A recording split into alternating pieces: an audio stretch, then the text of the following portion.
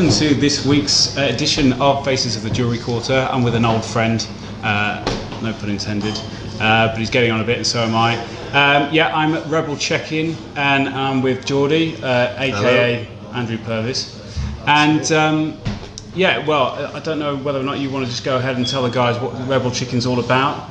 As you're sort of a new boy on the block. Yeah, we are indeed. A new venue in the Jewellery Quarter. Rebel Chicken is a laid-back kind of bar, casual dining restaurant on Pittsford Street, just near the graveyard in the Jewellery Quarter.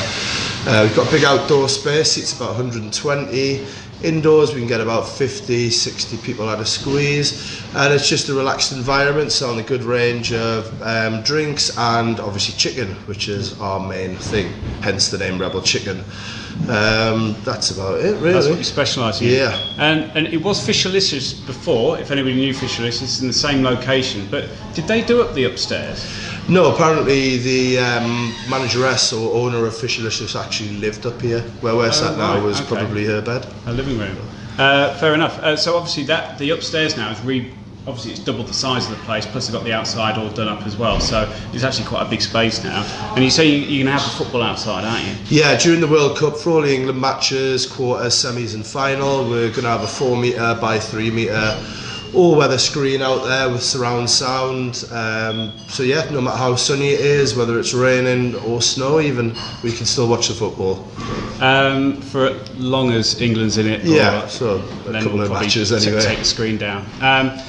And why chicken, and what is different about your chicken? Well, Daniel, who is the main owner, head honcho, so to speak, of the venue, he's from London and he visits a chicken shop which is called The Chicken Shop in London regular.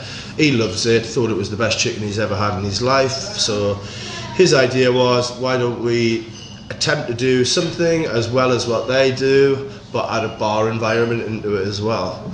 So obviously we found this site going in the Jewellery Quarter, saw a lot of potential with its big outdoor area and just the aesthetics of the venue, and thought, yeah, let's give it a crack. And so can you give us a bit more sort of information about how you go about cooking the chicken? Okay. A lot of effort goes into it? Yeah, we put a lot of effort into it. The chicken comes in and it goes into a marinade, which has got, amongst other things, you've got paprika, turmeric, garlic, salt, pepper, etc. It's marinated for a minimum of 24 hours, and then it goes into the steamer. We part steam it just to get all that moisture and the flavours infused into the chicken. The chicken then goes over a char pit which we had bespoke built for us. So it goes on a skewer, over the woods and charcoals, which obviously give it a crispy outer edge and a real smoky flavour to complement the other flavourings of the marinade. So you don't have a microwave?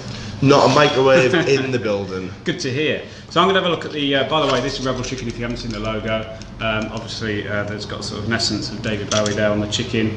The menu is quite simple, so obviously you're kind of specialising in what you do, I presume. Yeah. Is there anything on there in particular that you would choose?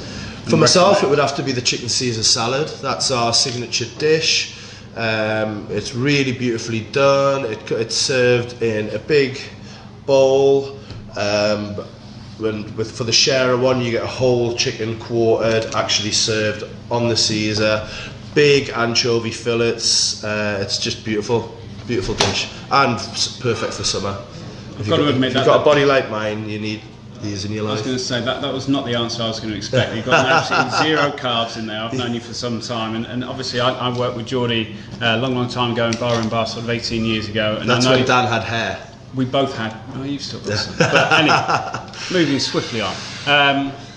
You've worked in a lot of places. All sorts of different types of places. What is it about this place that kind of excites you and gets you motivated? I think the Jewellery Quarter is finally kind of reaching the potential that it's had for a long time.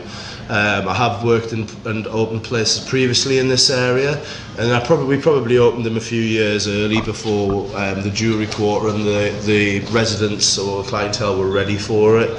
We feel, with all the new apartments being built and the current apartments and people residing here, that there's a real buzz and a lot of potential for food-based casual dining kind of bars. You know, we need to emphasize we're not solely a restaurant. You can come here and have a drink as well. You know, it's just, I think this area is finally ready for it, and it's only up. But it's so sort of versatile. I think that's this space. You've got different areas. I think upstairs is really quite light and bright. I mean, someone could bring up the laptop. You've got loads of plugs and sockets and whatever, and do some, you know, get a coffee and whatever, bite to eat, and work up here for a little bit. Or you could drink outside with your pals, or have a nice sort of intimate meal. As we were building the place, the upstairs became my office, and I was kind of sad to see it go, really, as my working space, because you know, you get the sun shines in all day. You've got a lovely view of, well, as good as Birmingham gets, and you've got the cemetery just over there. You got a cemetery there, so you can walk off the chicken, and also there's a bit of space out the front that used to be a Turkish place. Yep. I hear you're doing something with that as well. Yeah, we took on the site which was previously called Cogna's Gold. It was set to become just another cheap pizza takeaway place. And obviously we've invested 125 grand into this site, and we didn't want that opening at the front, so we thought, what the hell, we'll take the lease on it ourselves. We've got in partnership with a chap who is well renowned for opening up desi pubs. He's got a good reputation. He's opened about 15 across the West Midlands in the past 15 to 20 years. So in about 2 months' time we're opening what will be the Rebel Desi, which is going to be just a small site at the front, serving mixed grills and different curry dishes. We're knocking through the walls so you can access the Rebel Desi from the Rebel Chicken and vice versa. And I think it's just another string to our bow, and it gives us control of our site. Wicked.